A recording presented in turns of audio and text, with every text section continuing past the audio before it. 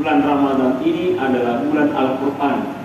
Syahrul Ramadan alladzi unzila fihi Al-Quran. Di bulan Ramadan ini Allah Subhanahu wa taala menurunkan Al-Quran.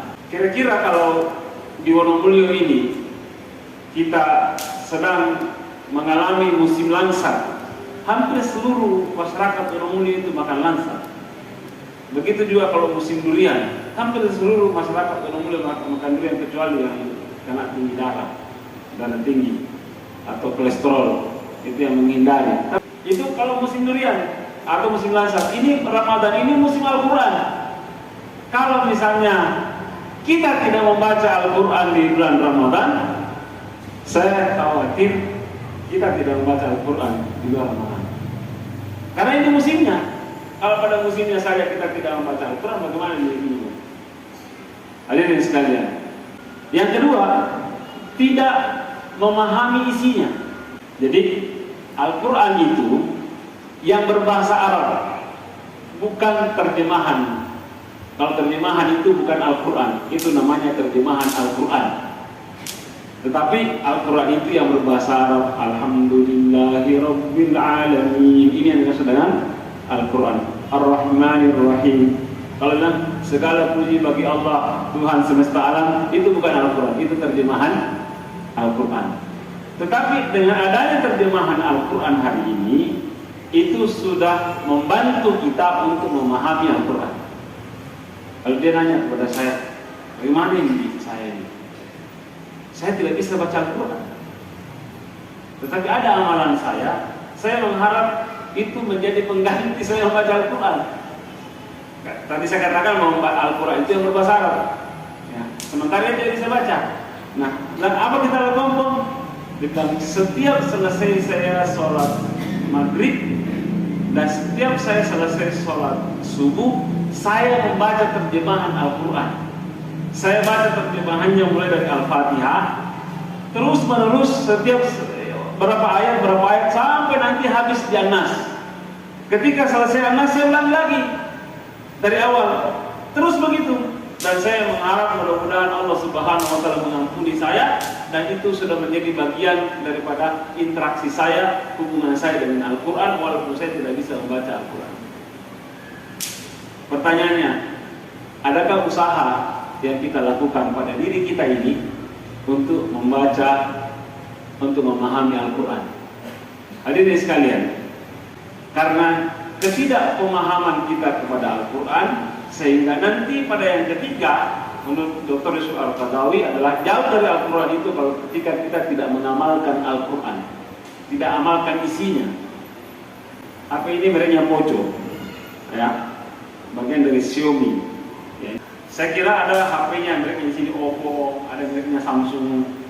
Nah, setiap kita beli produk HP, kita pasti dikasih oleh produsen yang namanya manual book atau buku petunjuk. Betul atau betul? Nah, bisakah saya pakai buku petunjuknya Samsung untuk Oppo?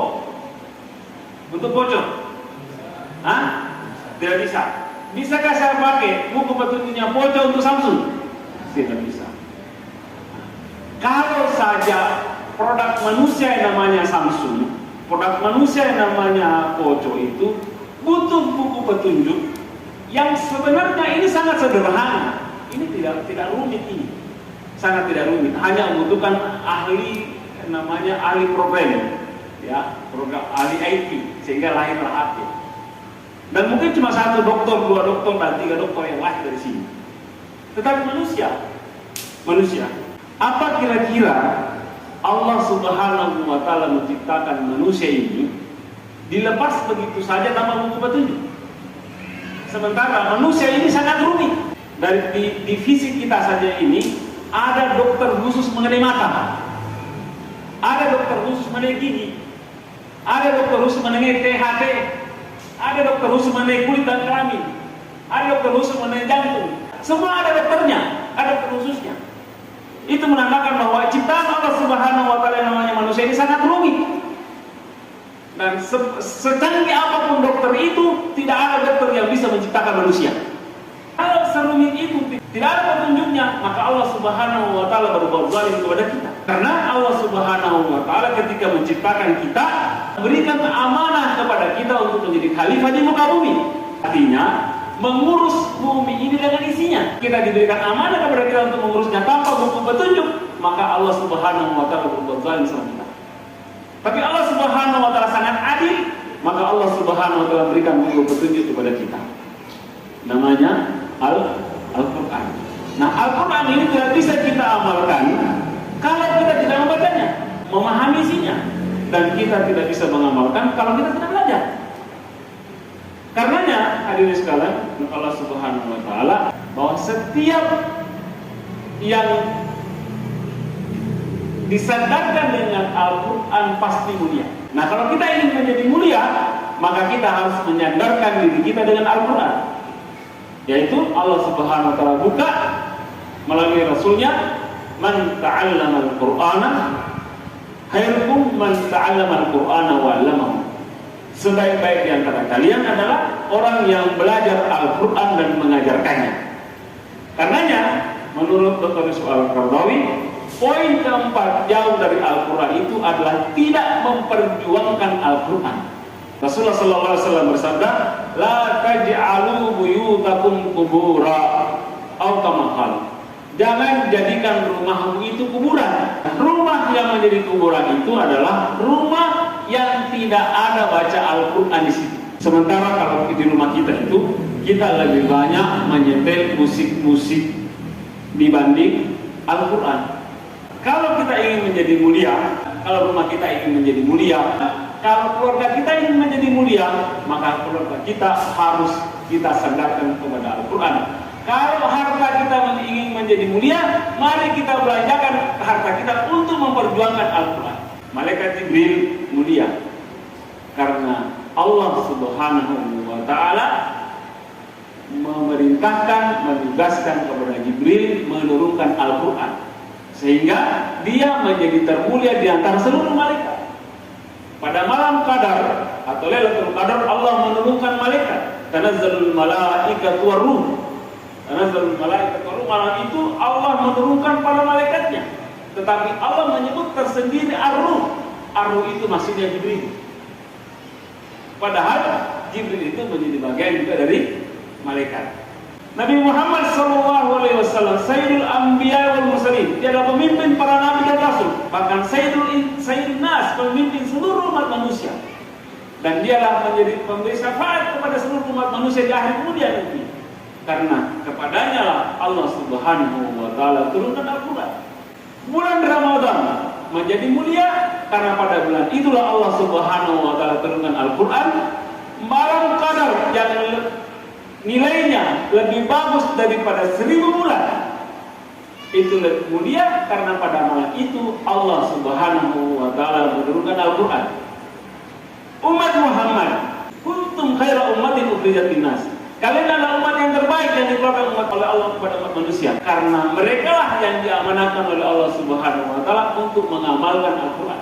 Mekah dan Madinah adalah dua kota mulia. Kenapa? Karena di dua kota itulah Allah Subhanahu wa taala turunkan Al-Quran, sehingga tidak ada satu surah pun dalam 114 surah dalam Al-Quran ini kecuali ada label namanya. Apakah itu surah itu Makkiyah atau surah Madaniyah? Mari menyandarkan diri kita pada Al-Quran. Kalau ada harta itu, sisihkan sebagiannya untuk Al-Quran. Kalau ada anak kita 3, pilihlah salah satu di antara untuk menghafal Al-Quran. Kalau ada anak kita, satu-satunya anak kita, ya satu-satunya itu kasih menghafal Al-Quran. Ada yang bilang, Ustaz, saya tidak melahirkan istriku, mana nih? Nah, kalau mana istri kita, tidak ada anak kita, cari anak yatim, pelihara dia, suruh dia menghafal Al-Quran, biayai dia. Cari anak miskin, ambil dia, pelihara dia, biayai dia untuk menghafal Al-Quran. Begitu juga kalau ada harta kita, ada 2 rukuk kita, ada 3 rukuk kita, pilih satu untuk mengerti pada Al-Quran, agar kita menjadi mulia di hadapan Allah Subhanahu wa taala. Jadi kalau kita tidak bisa mengaji, jangan putus asa. Mari gunakan harta kita untuk membiayai orang ngaji. Saya kira itu yang saya bisa sampaikan. Lebih dari kurang yang mau dimaafkan. Bila itu wassaada, Allahumma fiq ila kumitarik. Subhanakallah bihamdika, asyhadu an la ilaha illa anta, astaghfiruka wa atubu ilaik. Wassalamualaikum warahmatullahi wabarakatuh.